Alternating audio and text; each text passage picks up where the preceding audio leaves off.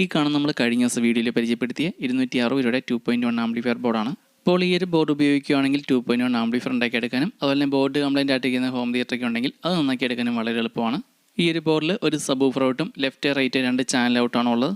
അതുപോലെ ഈ ഒരു ബോർഡിൽ പവർ സപ്ലൈക്ക് വേണ്ടിയിട്ടുള്ള റെക്ടിഫയറും അതുപോലെ ഫിൽറ്റർ കപ്പാസിറ്ററും ഉണ്ട്. പിന്നെ സബിന് വേണ്ടിയിട്ടുള്ള ഫിൽറ്റർ ബോർഡും സെപ്പറേറ്റ് ഉപയോഗിക്കേണ്ട, ഇതെല്ലാം ഇൻബിൽറ്റ് ആയിട്ട് ഈ ഒരു ബോർഡിൽ തന്നെയുണ്ട്.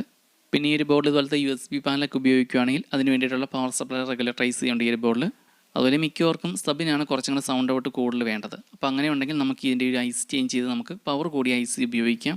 ഇതിൽ ആംപ്ലിഫയറിനായിട്ട് ഉപയോഗിച്ചിരിക്കുന്നത് TD2030 അത് മാറ്റിയിട്ട് TD2050 ഐസി ഉപയോഗിക്കാം ഈ ഒരു ബോർഡിൽ.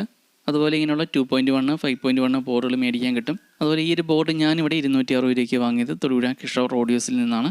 അതുപോലെ ഇങ്ങനെയുള്ള ബോർഡ് ഓൺലൈനായിട്ട് മേടിക്കാൻ കിട്ടും. അപ്പോൾ ഈ ഒരു ബോർഡിൻ്റെ ഫുൾ ഡീറ്റെയിൽ വീഡിയോയും അതുപോലെ തന്നെ ഇതിൻ്റെ കണക്ഷൻ ഡീറ്റെയിൽസും അതുപോലെ ഇങ്ങനെയുള്ള 2.1 ആംപ്ലിഫയർ ബോർഡ് മേടിക്കാനുള്ള ലിങ്കും നമ്മുടെ യൂട്യൂബ് വീഡിയോയിൽ കൊടുത്തിട്ടുണ്ട്. ടെക് ഓട്ടോമോട്ടീവ് ബൈ ഷിനു ഈ ഒരു ചാനൽ നോക്കിയാൽ മതി. Last main video.